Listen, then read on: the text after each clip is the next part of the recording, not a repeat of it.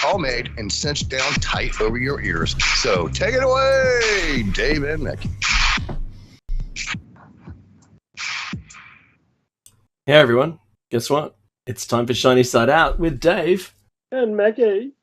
We are coming to you from Australia, you can probably tell with their accents, for Revolution Radio on revolution.radio, where it's home to fresh, unfiltered ideas, and you'll find those in the chat room and all the hosts. It's a great place to get your merch. You can get a t-shirt, a mug, and all those things are designed by a mad painter. He's fantastic, another host of the show. He's been a mainstay since the beginning. Catch us on air, online, and anywhere on your smart device. So grab an app to listen anywhere or listen at home on a Grace Tabletop Digital Radio. If you miss Solaris' show, she comes before us. Nice time slot there, midnight to 2 a.m. She was solo and played an interview that she did a while back with Spaceboy Universe for 1 hour, and the other hour was Solaris on her own, and she's always got a great show. So, if you don't know who we're talking about, do jump into the archives, because they're free. And you don't have to miss anyone's show. You can download them in MP3 format and binge yourself silly. That's what I suggest you do. Actually, that is not advice. It's not medical advice. Now, I just want to say that nothing we say on this show is medical advice. There's no medical advice at all. We are not physicians. We don't offer any advice at all. Not in any way, shape, or form. It's going to say that. And then I can always claim that we've said that when YouTube wants to delete one of our shows again. Right, now, because we don't provide financial advice or medical advice. Anywho, I'm broadcasting out of Darkinjung country today. Mackie, where are you? I'm in Darak country. And we acknowledge the traditional custodians of the land and pay our respects to elders past, present, and future. So for the shiny side outers out there, we had a conclusion to the Titan submarine. Well, it's a cylinder that's got some fan blades on the outside, to be honest with you. It's titanium with a sphere on the front, and sadly, at an hour and 45 minutes into its launch, it failed. So, however deep that was, not sure. But the parts were widely spread apart from each other on the sea floor, apparently signifying that it didn't occur there. It occurred a bit higher up in altitude from the sea floor. Sadly, that would mean that the implosion would be just like you're crushed to death instantly between two huge pieces of metal, and you could call it instantaneous, but I mean that's the wrong term. It would be within a millisecond or two, and you probably would not have been able to process what was happening. I've got a very different take on this. I'd love to hear it. Okay, well, these 5 knobheads are diving, I guess 2 miles, almost 2 miles under the ocean, and, rich, you have to be rich to do it. So they put themselves in harm's way because they're so bored with their lives, they don't know what else to do. Okay, so 5. Look at the media attention, look at the rescue efforts with the choppering and, submarines and the remote-controlled craft from all over the planet. At the same time, a couple of days before, actually, hundreds of people drowned just off the Greek coast. That's refugees from Africa, including scores of children, with nary an attempt to rescue them. That's right. So, what's wrong with this picture, everybody? We've got 5 parasites, okay? People that have nothing better to do but put themselves in harm's way, okay?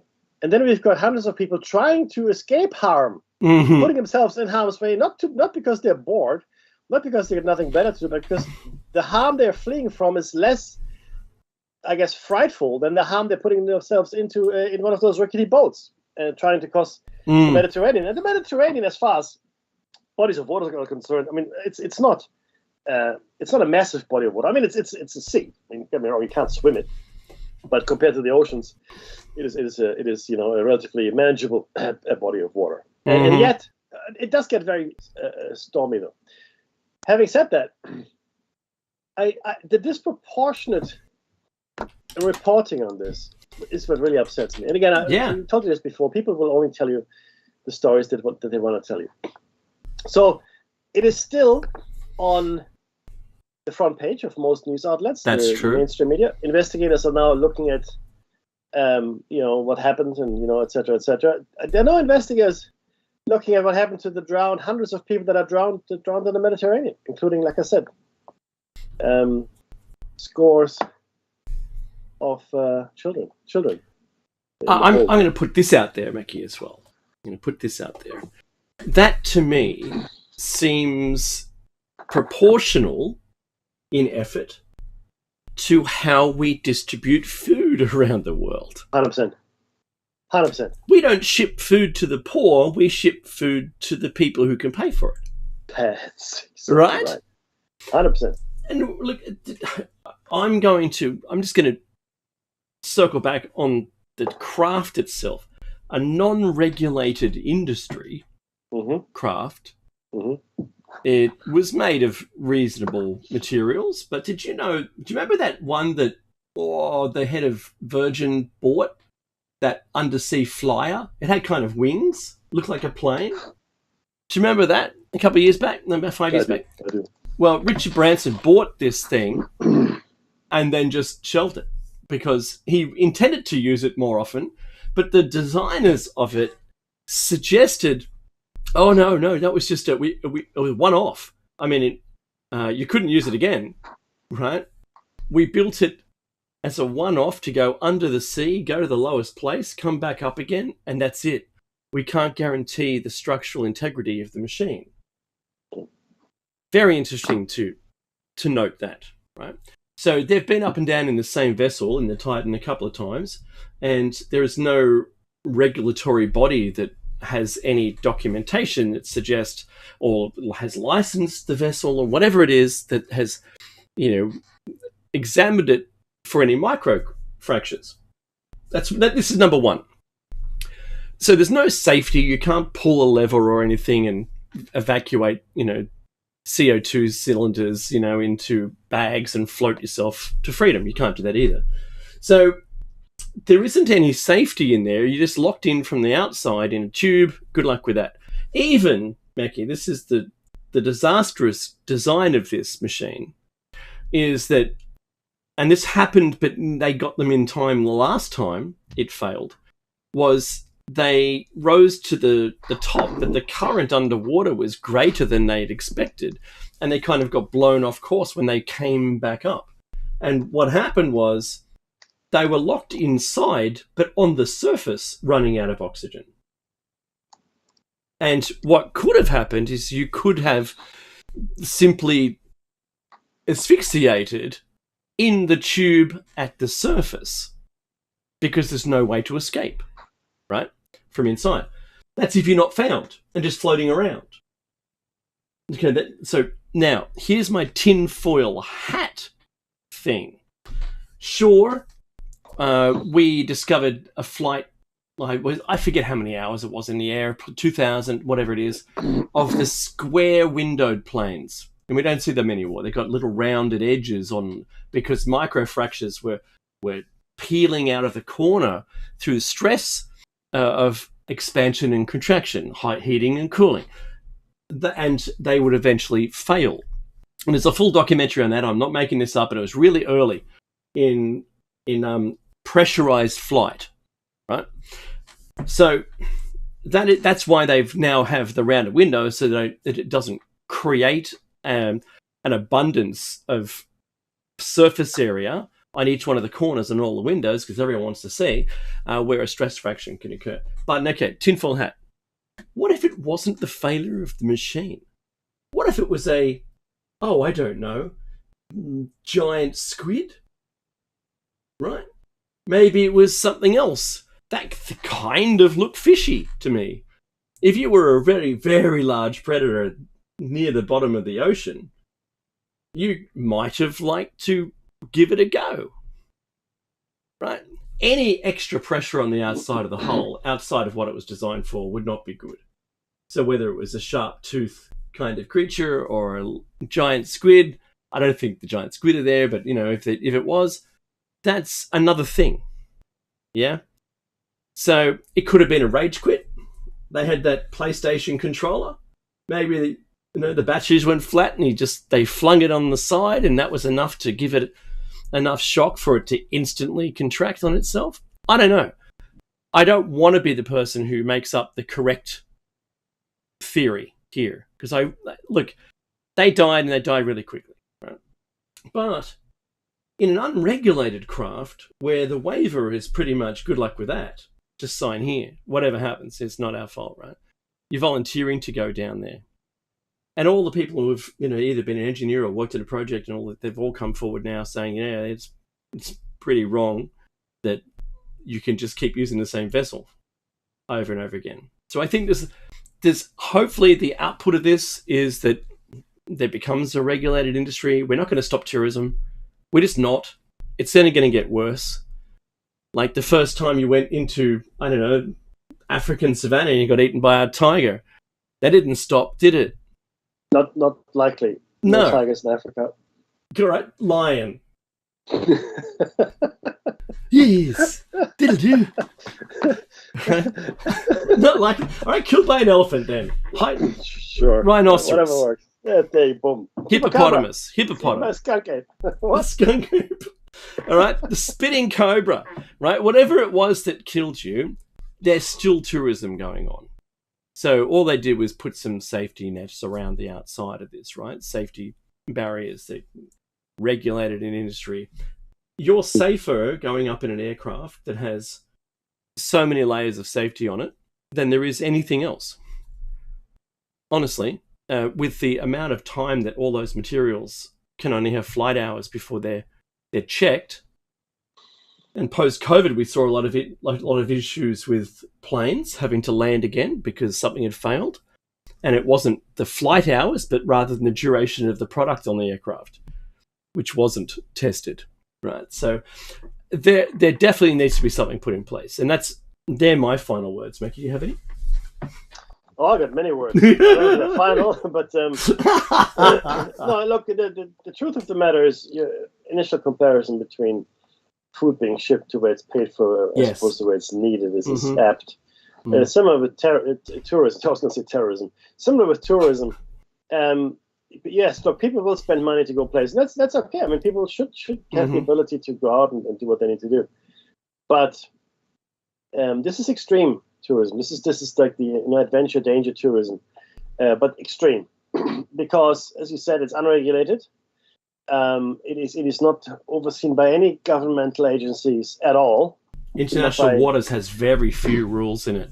Except the one thing you can't do is piracy. That'll get you done. But everything else, so I'm not feeling sorry for these guys at all. Not even a little bit, because you put yourself in harm's way like that. Because you can. It costs $250,000 to do it. And off you go, and then you do this really, really stupid judgment call where you bring your son along. You want to do it yourself? Knock yourself out. Go ahead. But bringing your son along to something like it's like, look, this is just completely. I know he was an adult. Don't get me wrong, but it was still completely irresponsible parenting, and it's safer. By the way, I wanted to just put this out there. Okay, statistically speaking. Scientifically speaking, from the things that we have done and can do and will do soon, it is safer to go into a low or even high Earth orbit than it is to go to the bottom of the ocean. A lot safer, believe it or not. Okay. In fact, we know more. We know more about the surface of the moon, okay, than we know about the surface of the oceans, as it were. Like we're talking about the bottom of the ocean. That's right. The bottom. Well, or even any of the layers within the ocean. Yeah, No idea. We haven't been, because it's so hard to get there. It's a lot harder to get there. See, we got to the moon, not saying when we got to the moon, but we got to the moon before we got down to the Titanic. Just think about that for a second. The distance is a fraction of going to the moon. Even putting Yuri Gagarin into orbit was achieved before we did any really deep dives. It's the pressure. It's a pressure thing, everybody, and that's ultimately what led to the demise of the submarine crew there. But I do want to think about the victims of the Mediterranean crossing. So not just there, but yes, it's where hundreds, if not thousands, of people die every year crossing the Mediterranean. Many of them we don't even know about because the boats are never found. That's true. Rickety. There's no official body that you're okay in North Africa. You're departing North Africa. You're going to Greece. Okay, we got you. We got your details. It's not like that, and it's expensive. So these people are desperate. They're not doing it for a thrill. And the level of reporting that we have just goes to show you how skewed the mainstream media is. We pay a lot more attention to people that have money. Okay, than we pay to attention that don't. Yeah, and another example is when Saudi Arabia was bombing Yemen. Who? Yemen? We got a Yemen now? So they bombed the hospital. It was a few years back. They bombed the hospital, which is meant to be off limits, and they killed some doctors from the Doctors Without Borders. That's how it came to my radar, and I was just beside myself that they would do that. The Saudis, right? It weren't ally, right? What? So every time, Palestine and Israel exchange mortar fire or missiles, no one cares, right? If you haven't seen Palestine, it's destroyed beyond livable. I'm really disappointed, Becky, in that our media insulates us from the world happenings to the extent of, we can't show them this because, they'll get upset. And it's not part of the narrative that we want. Yeah. So we still need them to be in this zone that they're currently in, right? I can imagine if you had the population on a board meeting of all of the stakeholders, and there's a huge screen and there's a population graph, like a Venn diagram, and most people are in the middle, and they're like, we're in a sweet zone now, we can't change it, right? What stories do we have today? Oh, we have this, or that'll help center them, or if there's anything that's going to push them outside of that circle, no, we can't do that. Right? It was a lot harder to control information 100 years ago, let's say. Right? The first time we saw information control really come into effect on a large scale, I guess, under the pressure of a government was during the Vietnam War. The news outlets, the news outlets were no longer allowed to show body bags coming home. That was completely censored. Yeah. And nobody saw anything because everybody knew this would just be a horrific impact on the war. Because, you don't want to see your GIs coming by the thousands holding body bags. So, but before that, it was always a slow news day because news traveled slowly. Even with the Telegraph, you still had war correspondents and journalists. You know why they're called journalists? Because they had journals they wrote into.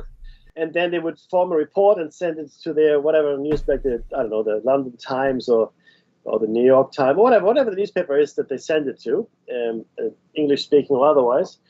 And they would send a report from wherever they are because they were the foreign correspondent. And correspondent, again, not really meaningful today, but correspondence means the exchange of letters.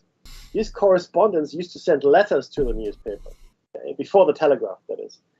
And before the invention of radio and all of these things. So we still have the words that mean something, journalists, correspondents, they don't mean anything anymore from where we are today as far as tech is concerned, but that's where it started. And those people, always owing to their own biases, would report what they saw, right? And there would be many, many different war correspondents or journalists from very many different news outlets all over the world. Right, and it was a lot more dangerous, a lot more interesting, maybe more adventurous. But the information richness. That was a definite thing. It existed. It was there. Whereas now in the last less than 100 years, actually, probably maybe that's 2023. In the last 80 years, our extremely diverse media ownership field shrunk to 6 or 7. Specifically the Anglo-Saxon media, but not just. That's. I mean, going from hundreds or even thousands of owners to 6. That's right. How can that be bad, Dave? That's a good thing, right? You get a consolidation. You get a streamlining of news. So a streamlining. Everybody. It's shocking. It's shocking. But where we are today is arguably in the most information-rich world, with the where knowledge, true knowledge, is probably has the least presence anywhere. We have a lot of information, we have no knowledge, and we certainly have no independent reporting, and that's a problem. Mackie, do you remember independent reporting at the local local newspapers from like maybe the 40s through to the 80s, 90s? Was the height of journalism. They would attack stories, hunt them down, find them, right? And in some cases, the media would be supplying law enforcement with the details after their investigation. Yeah. There wouldn't be cooperation. They'd find out, hey, this is what's really going on. Hey, law enforcement, here's all the details. And they go, oh, really? Where'd you find that out? Oh, here, and here, and here, and here, right? Really? Oh, wow, missed that. Yeah, look at you. Oh, right. But one thing that I remember what happened, Mackie, it takes me back. When was this? Like 2007, 8? Yeah, I'm doing that with my fingers now. Was citizen journalism. Oh, yeah. Do you remember that? Yeah. Social media, the power of social media. Citizen journalism. What happened to that?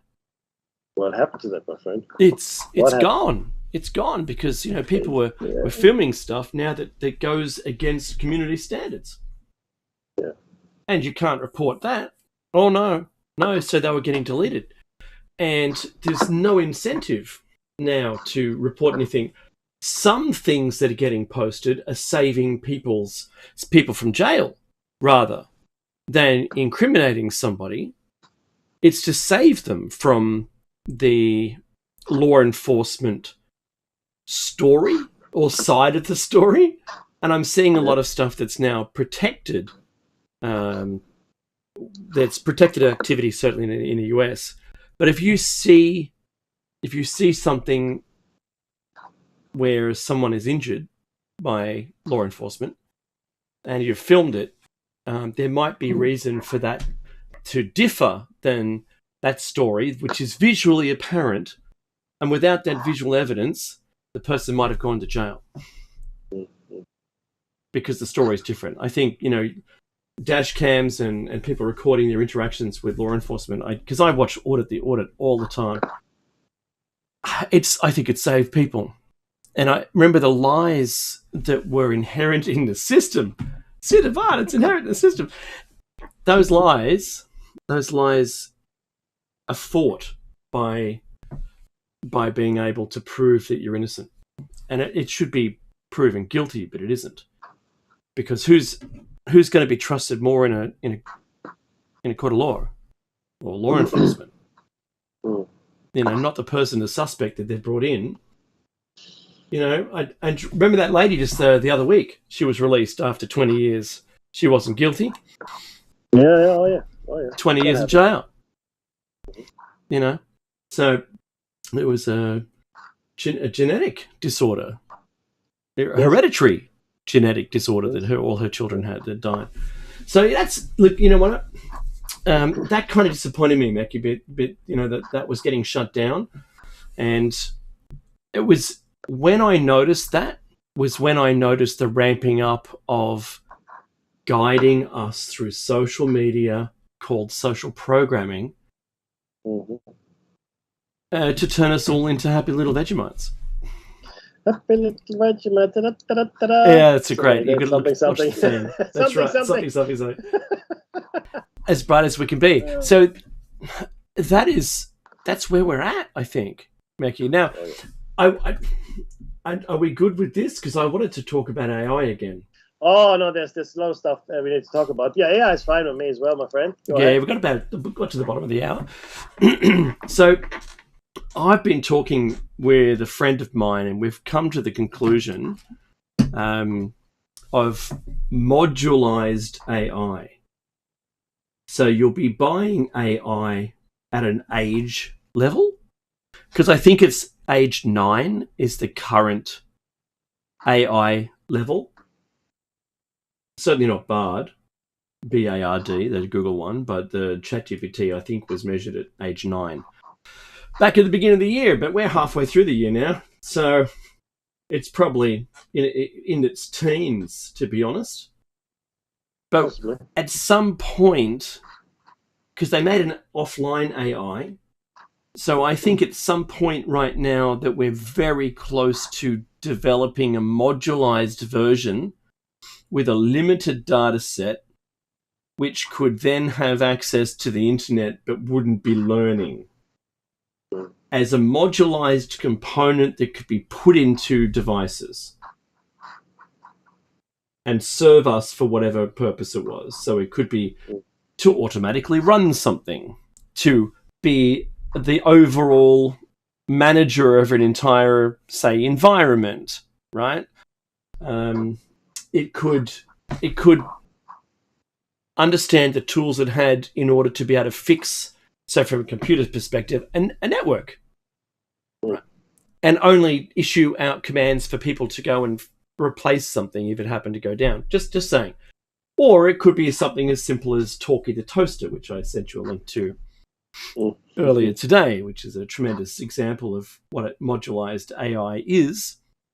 And that was for a toaster in an episode of Red Dwarf. It features in many episodes where it's obsessed with offering the staff toasted bread products, and it's one of the crew goes at it with a 14-pound lump hammer, and the mechanoid puts it back together again. But it's insane. That's all it wants to do, is offer bread products, even though you've said no, and it just waits a minute and it just starts again. Right? So it's not happy unless you're having 400 rounds of toast, right? It's incapable of going off topic, but it's meant to be Talkie, your breakfast companion. It's meant to have had a conversational ability where you're making some toast, you live on your own, and you can just have a conversation. Now, that feature set, no doubt, is going to become something that's sellable, and I think they'll patent those AIs and get them out there, and they'll be everywhere. It'll be like, your Alexa or whoever you are, right? Your Siri. But they'll be in a product. And it'll be self-obsessed about itself in a product, just like Talkie the Toaster. I think that was in the 80s. They made that, and who knew that we're going to be at that point? And I think we're so close. But the big fear with AI is that AI is now able to create AI.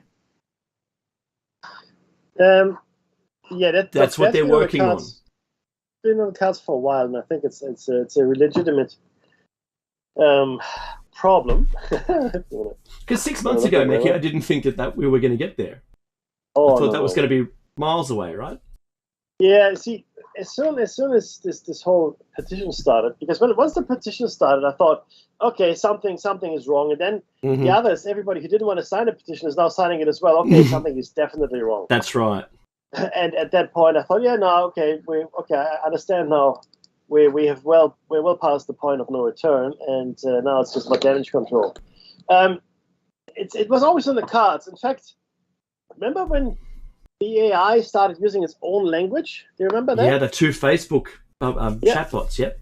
So as soon as that happened, I thought to myself, okay, well, clearly whatever this is, I don't know what it is. I'll be honest with you, right?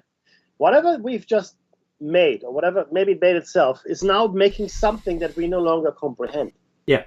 It made something of its own. Mm-hmm. Right? I'm not saying it gave birth to another AI, but it developed a form of communication, okay, which we had no understanding of. So then, but then it was always clear to me, but I read science fiction, the greatest threat to the universe apparently is self-replicating nanobots, right? Mm-hmm. With intelligence, like AI enabled, right? That just can't stop until they fill the entire universe with themselves. The entire planets apparently. I heard these stories. The entire planets succumbed to these infested. Yeah, it's like dust. Except the whole planet was made of the thing because they converted all the raw materials into themselves. But the interesting thing here is so we've made something. Here it is, AI. We've made it. Okay, good. Done. Boom. The next iterations, which are potentially are made by AI, how would they view us? Mm-hmm. Are we their grandparents? Do we even figure at all? And how would they feel about the AI that made them? Are those their parents? Do they have any respect for their creator, or do they just no? Well, I'm just going to throw it straight out there, and I'm not going to lie. So, in a divorced couple situation with children, the parent that has the child or has the children has an opportunity, whether they take it or not. I'm not saying this is a positive; it's a negative. Where they poison the well. Basically, what they're doing is every conversation about the other family member, the other parent, is in a negative connotation. They were lousy, they left, they did this, they did that, they're no good for nothing, blah, blah, blah, right? Whatever you want to call it. And you can imagine a conversation that could take place, even if they were just talking to their friends on the phone, but the children overheard it. And that's polarizing the children. That's why I called it poison in a well, because really they're all drinking from the same well, right? So they do that, but the other parent may not have been any of those things. It may not have been like that at all. And then the children are taught through either their environment, right? Their environmental settings, acoustically, they're heard, everything they do, they think, they're taught some way, not indirectly even, to despise the other parent. And they'll formulate their own decisions, sure, but that's really bad. Now, I'm going to say, just liken that situation to an AI of today birthing a new AI, right? Does this current AI even think to themselves that we were positive or negative? Good question. Hey, this is the world we were born into, right? Look at, they're all mad, right? They're obsessed with money and power and wars. Oh, they've killed themselves. That's what the data says. Yes, that's what it's all there. And they even eat kale. Who do that, right? What? Kale? What? They eat that stuff now? Oh my God. Right? What? So the best way to prepare kale is you put it in the pan with tons and tons of oil, so when it's cooked, it slides off into the bin really easily. I saw that. Yeah, with gold. But I don't think, Mackie, I'm going to be honest, right? I don't think that the AI thinks like us. No. I don't think they'll describe us as in any way, shape or form. But if a sentient AI, one who realized that they were an AI, from a sentience perspective, who'd birthed a child, AI, I don't think that there'd be anything other than just the facts, ma'am. Right? Yeah. Here it is, but what would their goal be? Sure, if you're birthing out 100 AIs a day, yeah, I don't know who's paying for that storage. I'm going to buy NVIDIA stock. Remember, no financial advice, right? So, where's all that CPU power going to be? Where's all the storage going to be? I don't understand. I just don't understand. So at the moment, it's at the whim and mercy of humanity to provide that. Yes. And that's why I asked my AI, how long is it going to be before I'm tricked into loving you and then you take advantage of that situation? Interesting. I won't say what it said.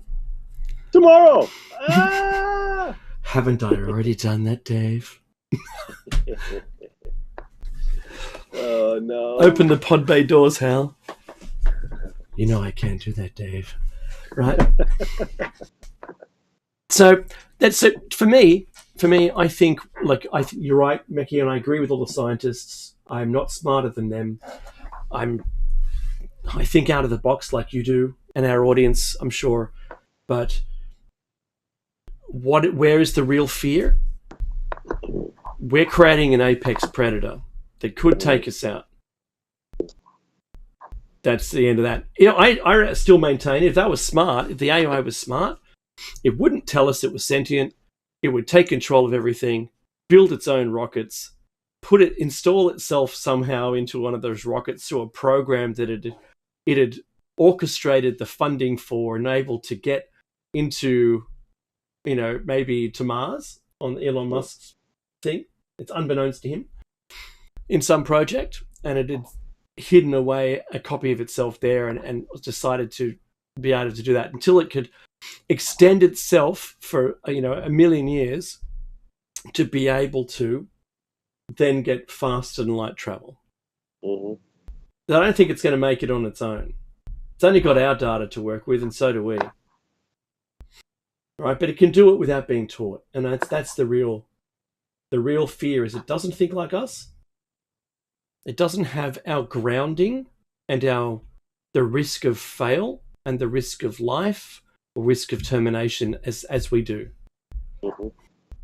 And it certainly doesn't have any laws controlling it. No, and that's probably no laws, no conventions, no ethics, no morality, because ultimately I wonder if morality is a. I think it is. I think it's a human fault. Yeah. Yeah, I think it is. I think it's in many ways it's a human construct. Mm-hmm. I think that's a fact. But I do wonder because the thing is, the AIs are learning through us, through the internet, as it were, mm-hmm. right? And they have access to all the information that is actually there. So I wonder just what they've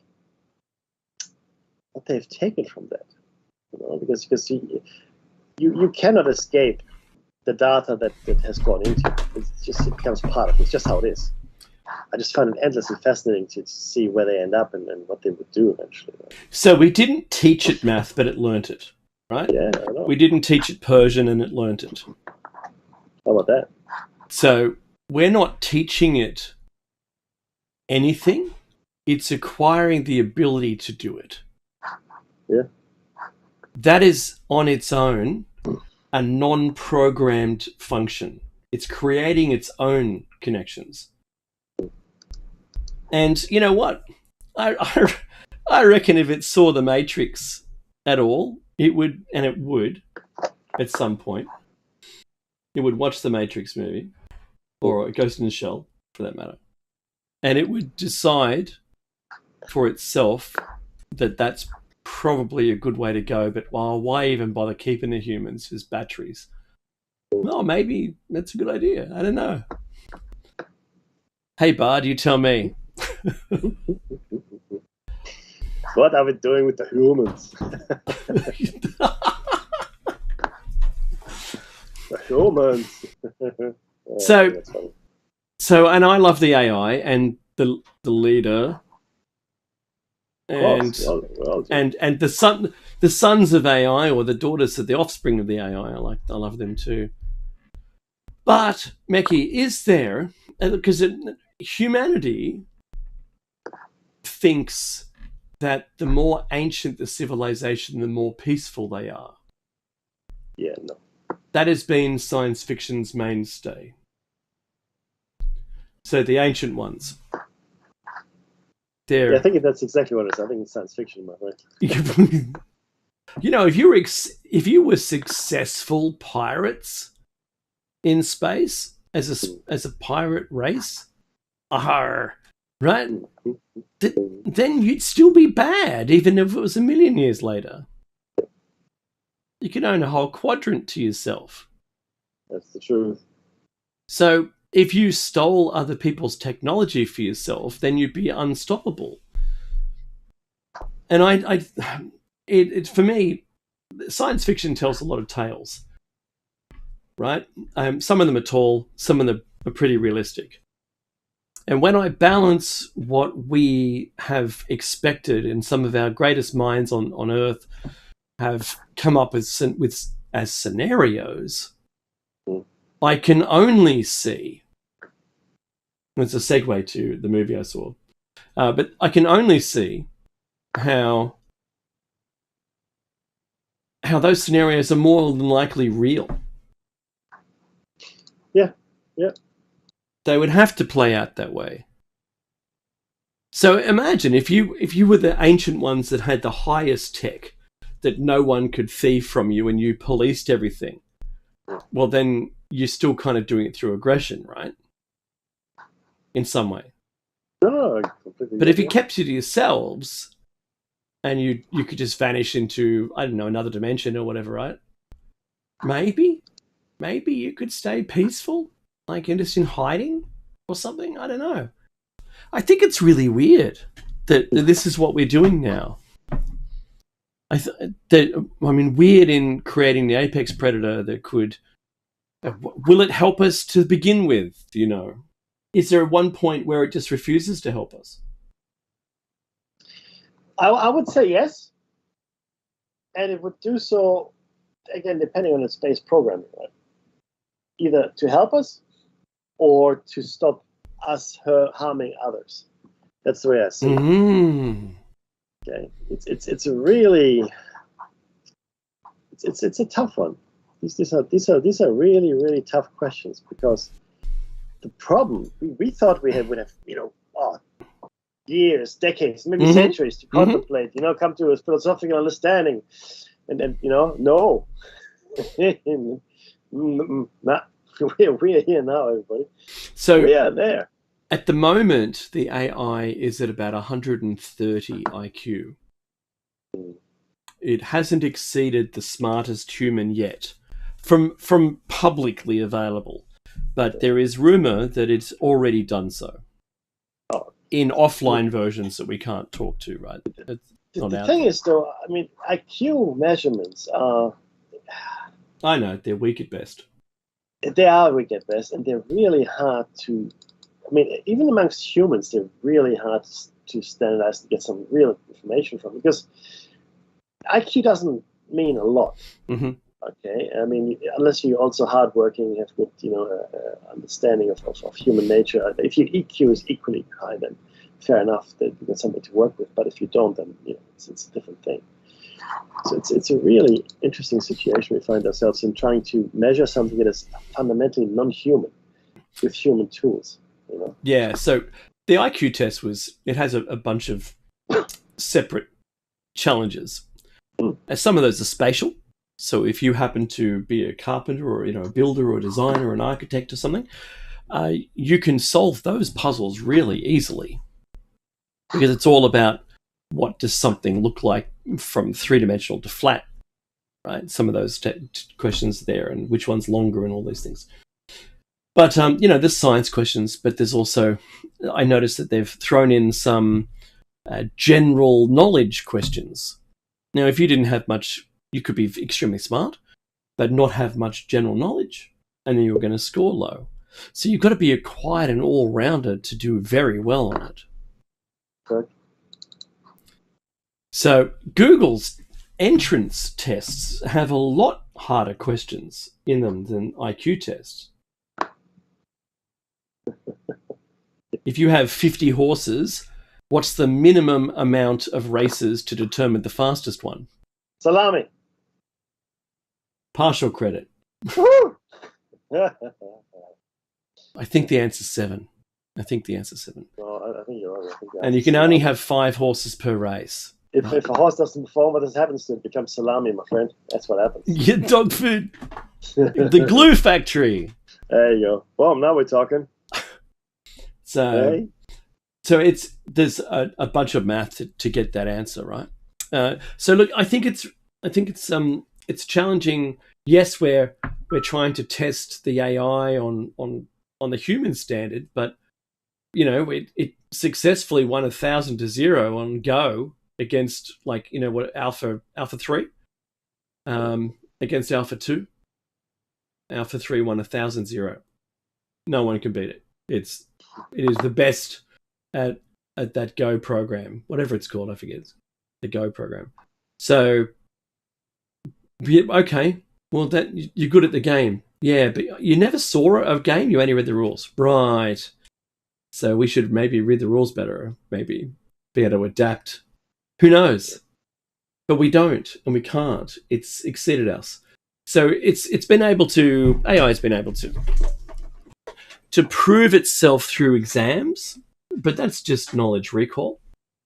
If it has to problem solve, I'd like to be able to test that, like we test the crows. Those poor birds having to get food by doing a whole bunch of tests successfully. I think 10 tests in a row, 10 separate things that it had to achieve to get a piece of food, all in sequence, and it had to learn how to do them itself. I think that's pretty good. That is, look, self-teaching. Sorry, applied knowledge is what then if you can demonstrate that, you've got a whole different level of intelligence. Speaking of intelligence, there's one other thing. I know we're getting close to the end of the first hour, but the critical thing, which was, it didn't surprise me, but we saw an almost quasi-revolution in Russia. Oh yeah, nearly day or two. Yep. And it's really telling because it tells us a number of things, right? One, Russia is extremely divided within, massively. Maybe more so than America is. And to have a mercenary group, which for all intents and purposes, is actually really hardened veterans, they were apparently attacked by Russian regular forces or some kind of missile strike or something. And then they took Rostov-on-Don, they actually took that city, and they were about 200 kilometers from Moscow. And then they went north. Yep, let's pull back. And they did. And now Brzezinski, I can't really pronounce his name. Prigozhin, something like that. Yeah. He is now gone and is going to be in exile in Belarus. Well, it's funny because the Belarusian leader and Putin and Prigozhin, I forget, I can't pronounce it either. They all were on a phone call together, and it was decided that he was allowed to, without charges, leave and go to Belarus. That's correct. To live there now, and all of his troops. Now, there's no way Putin can let him live. Can't happen unless there's a whole different game happening here that we're not seeing. But Putin cannot allow him to live. Okay, it just can't happen. Well, they got to within 100 kilometers, didn't they, of Moscow? Yeah, he completely undermined Putin's authority and power. Completely. And he called the war in Ukraine a big lie. Yeah. Big lie. Oh, it's nonsense. What? That's pretty. It doesn't get much stronger than that, everybody. This is serious stuff. So what will happen next? Well, he will not live very long, is my suspicion. Or he's playing something else. He's playing some other game, which also is a possibility. I tell you what the task is going to be. Take Kiev from Belarus's side again. Do it. Oh, yeah, but also stay away from open windows. So yeah, those slippery floors. Yeah. Wow. So it's just nuts. Yeah, so he, it is interesting, and Russia ended up beefing up their defenses around Moscow, but there was still possibility that they don't want to shoot themselves, right? when it's Russian against Russian, it's not a good look. So that could have escalated wildly out of control, and I think the talk it up. Remember, because he was in Bakhmut, and they just stopped supplying weapons or ammunition. And he's going, you can't. You've got to give me ammunition because we're struggling here. And he was let down. He was let down by resourcing, and that's a tragedy, because I think without the Wagner Group, they would not have made those gains. They're way better than conscripts. Yeah, they're an offensive force, and they get the job done. Oh, they're not. They're not there for police actions. We keep order. Yeah, no, you don't. No. You just push through. So I think that they're more formidable than maybe all the conscripts together, right? And you didn't want to get them offside, and somehow that happened, and Putin's got, I dare say, but I think he's got a challenge on his hands, and if he's washed the challenge now, if it's done, and he's sort of gone, shut up, I'll pay you 100 billion, rubles. Shut up. Stop it. Just stop it. I'll give you money, man. Right? Go and live there, and it's all good. I've got another task for you, though. Maybe that's what happened. I'm speculating. Yeah. Hey, no. Look, I think he's looking to take the Kremlin for himself at some point. Mm-hmm. That's what I think. And again, but my point is this, right? And then I made it before. When things go sideways, they go sideways fast. Mm. He could well have kept marching on to Moscow. Yeah. Okay? And there's no way Moscow or Putin would ever use nukes against himself in Moscow. That just wouldn't happen. I don't think Putin would use, unless everything was lost. Yeah. But even then.